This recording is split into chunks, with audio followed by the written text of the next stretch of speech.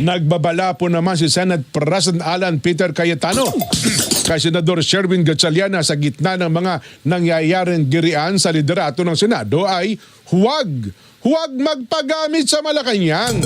Sa kanyang live stream sa social media, sinabi po ni Cayetano na dapat protektahan ni Gatchalian ang kanyang political future at iwasang magpa-impluwensya sa Malacanang o sa iba pa niyang mga kasamahan na naisisulong ang sarili po nilang mga interes.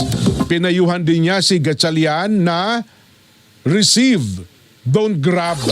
Sa gitna ng nangyayaring girian sa liderato ng Senado, nag-alok po si Cayetano na makipagpulong kay Gatchalian para talakayin ang posibleng solusyon. Sa kabila nito, nanindigan pa rin si Cayetano na siya, nananatiling siya ang Senate President at si Senadora Loren Legarda ang Senate President pro tempore.